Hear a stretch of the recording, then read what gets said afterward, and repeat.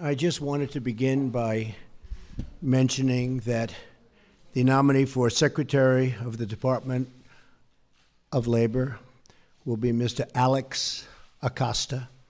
Mick Mulvaney, a former congressman, has just been approved, weeks late, I have to say that, weeks late. Office of Management and Budget. Paul Singer just left. As you know, Paul was very much involved with the anti-Trump, or as they say, never Trump. And Paul just left, and he's given us his total support. Mike Flynn is a fine person, and I asked for his resignation. He respectfully gave it. He is a man who, there was a certain amount of information given to Vice President Pence, who's with us today, and I was not happy with the way that information was given. When I looked at the information, I said, I don't think he did anything wrong. If anything, he did something right. He was coming into office. He looked at the information.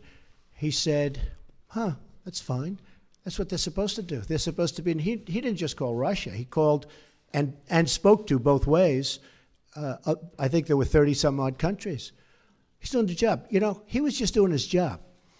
The thing is, he didn't tell our vice president properly, and then he said he didn't remember. So either way, it wasn't very satisfactory to me. And I have somebody that I think will be outstanding for the position, and that also helps, I think, in the making of my decision. I have kept my promise to the American people by nominating a justice of the United States Supreme Court, Judge Neil Gorsuch, who is from my list of 20.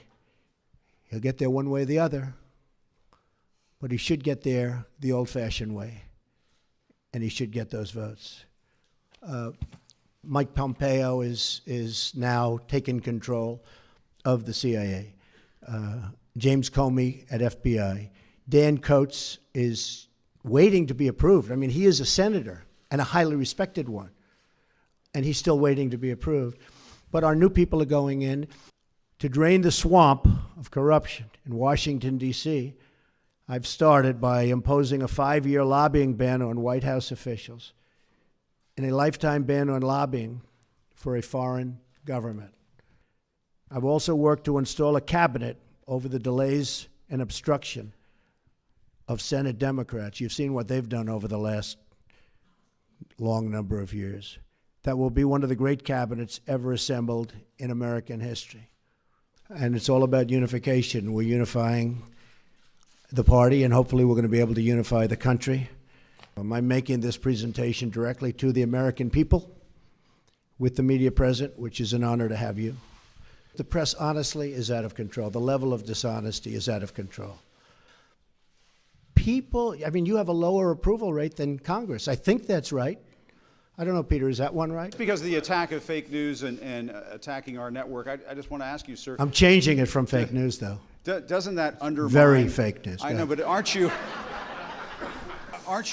concerned, sir, that you are undermining the people's faith in the First Amendment, freedom of the press in this country, when you call stories you don't like fake news? Why not just say it's a story I don't like?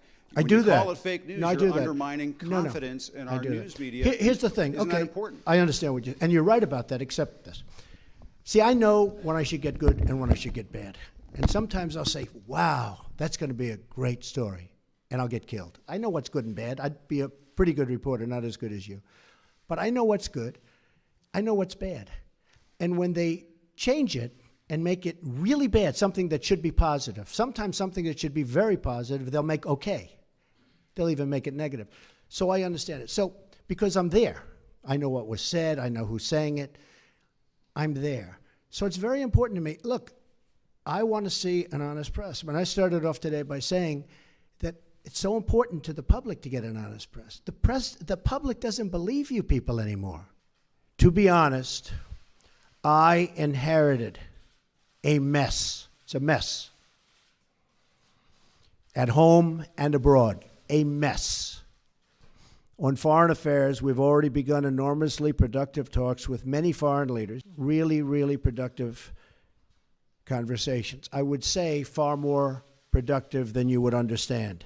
to move forward towards stability, security, and peace in the most troubled regions of the world, of which there are many. The Middle East, a disaster. North Korea, we'll take care of it, folks. We're going to take care of it all. I inherited a mess. We've even developed a new council to promote women's business leaders and entrepreneurs. Very important to me, very important to my daughter Ivanka. I have directed our defense community, headed by our great general, now Secretary Mattis, to submit a plan for the defeat of ISIS. It used to be a small group, now it's in large sections of the world. They've spread like cancer. ISIS has spread like cancer. And we're not going to stop until that problem is properly solved. And it's not properly solved now. I've ordered plans to begin for the massive rebuilding of the United States military. And I will tell you, that is I would be so happy if we never had to use it. But our country will never have had a military like the military we're about to build and rebuild. We have to have a strong military. We have to have strong law enforcement also. I put it out before the American people, got 306 electoral college votes. I wasn't supposed to get 222. They said there's no way to get 222. 230 is impossible. 270, which you need, that was laughable. We got 306 because people came out and voted like they've never seen before. So that's the way it goes. I guess it was the biggest electoral college win since Ronald Reagan. You said today that you had the biggest electoral margin since Ronald Reagan, 304, 306 electoral votes. In fact, President Obama got 365. Well, I'm talking about Republican. Yeah. Obama 300. Yeah. George H.W. Bush 426 when he won as president. So why should Americans trust? Well, no, I was given that information. I don't know. I was just given. We had a very, very big margin. I guess my question is, why should Americans trust you when you accuse the information they received of being fake when you're providing information? Well, I don't know. I was given that information. I've seen that information around. But it was a very substantial victory. Do you agree with that? Okay, thank you. That's a good answer. This administration is running like a fine-tuned machine, despite the fact that I can't get my cabinet approved, and they're outstanding people. So if the Democrats who have, all you have to do is look at where they are right now. The only thing they can do is delay, because they've screwed things up royally, believe me. We have a lot happening next week and in the weeks coming.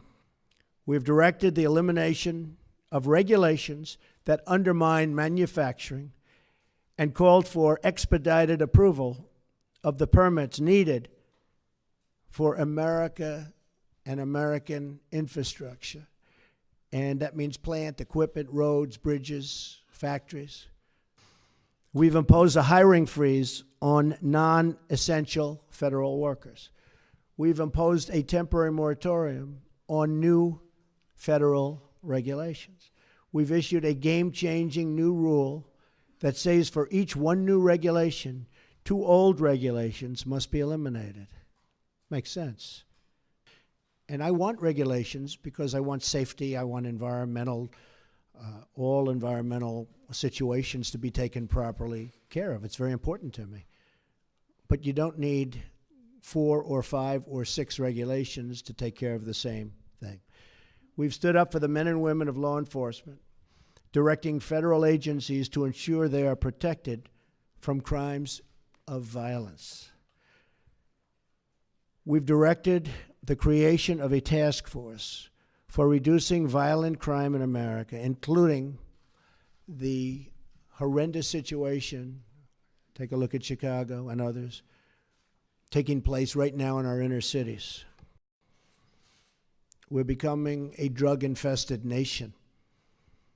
Drugs are becoming cheaper than candy bars, and we're not going to let it happen any longer.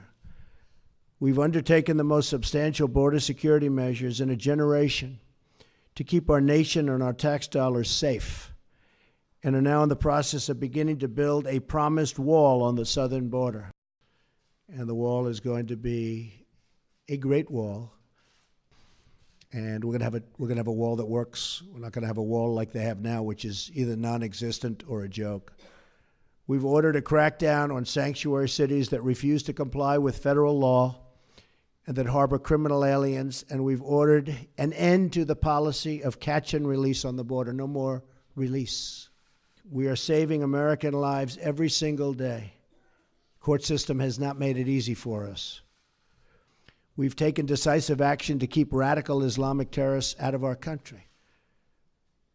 Though parts of our necessary and constitutional actions were blocked by a judge's, in my opinion, incorrect and unsafe ruling, our administration is working night and day to keep you safe, including reporters safe, and is vigorously defending this lawful order. And our citizens will be very happy when they see the result. They already are, I can tell you that. Extreme vetting will be put in place, and it already is in place in many places. We're issuing a new executive action next week that will comprehensively protect our country. So we'll be going along the one path and hopefully winning that. At the same time, we will be issuing a new and very comprehensive order to protect our people. We've begun preparing to repeal and replace Obamacare. Obamacare is a disaster, folks. It's a disaster. You know, you can say, oh, Obamacare. I mean, they fill up our rallies with people that you wonder how they get there, but they're not the Republican people that our representatives are representing. If a country is taking advantage of us, we're not going to let that happen anymore. Now, every country takes advantage of us, almost. I may be able to find a couple that don't, but for the most part, that would be a very tough job for me to do. Other countries have been taking advantage of us for decades, decades and decades and decades, folks. And we're not going to let that happen anymore. Not going to let it happen. Again, I say it, there has never been a presidency that's done so much in such a short period of time. And we haven't even started the big work yet. That starts early next week. Some very big things are going to be announced next week. Well, I guess one of the reasons I'm here today is to tell you the whole Russian thing, that's a ruse. That's a ruse. And by the way, it would be great if we could get along with Russia, just so you understand that. Now, tomorrow you'll say, Donald Trump wants to get along with Russia. This is terrible. It's not terrible. It's good. We had Hillary Clinton try and do a reset. We had Hillary Clinton give Russia 20% of the uranium in our country. You know what uranium is, right? It's a thing called nuclear weapons and other things. Like lots of things are done with uranium, including some bad things. Nobody talks about that. I didn't do anything for Russia. I've done nothing for Russia. Hillary Clinton gave them 20% of our uranium. Hillary Clinton did a reset. Remember with the stupid plastic button that made us all look like a bunch of jerks? Here, take a look. He looked at her like, what the hell is she doing with that cheap plastic button? Hillary Clinton, that was a reset. Remember it said reset? Now, if I do that, oh, I'm a bad guy. If we could get along with Russia, that's a positive thing. I love to negotiate things. I do it really well and all that stuff. But it's possible I won't be able to get along with Putin. Maybe it is.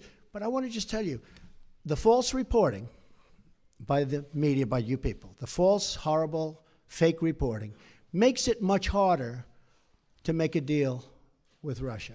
And probably Putin said, you know, he's sitting behind his desk and he's saying, you know, I see what's going on in the United States. They follow it closely. It's going to be impossible for President Trump to ever get along with Russia because of all the pressure he's got with this fake story, okay?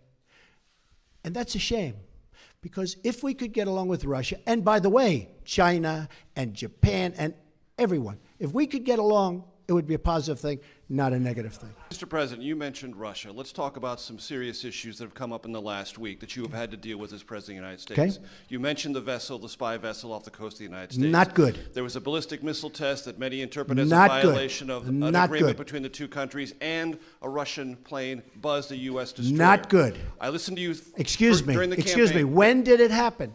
It happened when, if you were Putin right now, you would say, hey, we're back to the old games with the United States. There's no way Trump can ever do a deal with us, because you have to understand, if I was just brutal on Russia right now, just brutal, people would say, you would say, oh, isn't that wonderful? But I know you well enough. Then you would say, oh, he was too tough. He shouldn't have done that. Look, I'm just all trying to of the find out things, your wait a minute, orientation wait, to those. excuse me just I'm one just trying to second. find out what All you're of gonna do those about it, Mr. things that you President. mentioned are very recent, because probably Putin assumes that he's not going to be able to make a deal with me because it's politically not popular for me to make a deal. And don't forget, we're a very powerful nuclear country, and so are they. There's no upside. We're a very powerful nuclear country, and so are they. I've been briefed, and I can tell you one thing about a briefing that we're allowed to say, because anybody that ever read the most basic book can say it. Nuclear holocaust would be like no other. They're a very powerful nuclear country, and so are we. If we have a good relationship with Russia, believe me, that's a good thing. Russia is a ruse. I have nothing to do with Russia. Haven't made a phone call to Russia in years. Don't speak to people from Russia. Not that I wouldn't, I just have nobody to speak to. I spoke to Putin twice. He called me on the election, I told you this, and he called me on the inauguration a few days ago. Can we conclude there'll be no response to these particular provocations? Yeah, I'm not going to tell you anything about what response I do. I don't talk about military response. I don't say I'm going into Mosul in 4 months. We are going to attack Mosul in 4 months. Then 3 months later, we are going to attack Mosul in 1 month. Next week, we are going to attack Mosul. In the meantime, Mosul is very, very difficult. You know why? Because I don't talk about military, and I don't talk about certain other things. You're going to be surprised to hear that. And by the way, my whole campaign, I'd say that. Right. So I don't have to tell you. I don't want to be one of these guys that say, yes, here's what we're going to do. I don't have to do that. I don't have to tell you what I'm going to do in North Korea. Wait a minute. I don't have to tell you what I'm going to do in North Korea. And I don't have to tell you what I'm going to do with Iran. You know why? Because they shouldn't know. How much longer should we stay here, folks? Huh? 5 more minutes. Is that okay? 5? Wait, let's see. I want to find a friendly reporter. He said he was going to ask a very simple, easy question. And it's not. It's not. Not a simple question, not a fair question. Okay, sit down. I understand the rest of your question. Number one, I am the least anti-Semitic person that you've ever seen in your entire life. Number two, racism. The least racist person. In fact, we did very well relative to other people running as a Republican. Quiet, quiet, quiet. See, he lied about, he was going to get up and ask a very straight, simple question. So, it's welcome to the world of the media. See, it just shows you about the press, but that's the way the press is. Thank you, Mr. President. Good. Lisa Desjardins from the PBS NewsHour. Good. On national security and immigration, can you give us more details on the executive order you plan for next week, even its broad outlines? Yeah. Will it be focused on specific countries? Sure. And in addition, on the DACA program for immigration, right. What is your plan? Do you plan to continue that program or to end it? We're going to show great heart. DACA is a very, very difficult subject for me, I will tell you. To me, it's one of the most difficult subjects I have, because you have these incredible kids. In many cases, not in all cases. In some of the cases, they're having DACA and they're gang members and they're drug dealers too. But you have some absolutely incredible kids. I would say mostly. They were brought here in such a way. It's a very, very tough subject. We are going to deal with DACA with heart. I have to deal with a lot of politicians, don't forget. And I have to convince them that what I'm saying is right. And I appreciate your understanding on that. But the DACA situation is a very difficult thing for me. As far as the new order is going to be very much tailored to what I consider to be a very bad decision, but we can tailor the order to that decision and get just about everything, in some ways more, But we're tailoring it now to the decision. We have some of the best lawyers in the country working on it. And the new executive order is being tailored to the decision we got down from the court. Okay? Mr. President, announced the reopening of the White House Visitor's Office. Yes. And she does a lot of great work for the country as well. Can you tell us a little bit about what First Lady Melania Trump does for the country, and there's a unique level of interest in your administration? So by opening the White House Visitor's Office, what does that mean to you and the rest of the Now that's what I call a nice question. That is very nice. Who are you with? Good, I'm going to start watching. All right. Thank you very much. Melania is terrific. She was here last night. We had dinner with Senator Rubio and his wife, who is, by the way, lovely. Go ahead. Yes. Hi. Oh, this is going to be a bad question, but that's okay. I want to thank everybody very much. It's a great honor to be with you. Thank you. Thank you very much. Thanks. We'll do it later.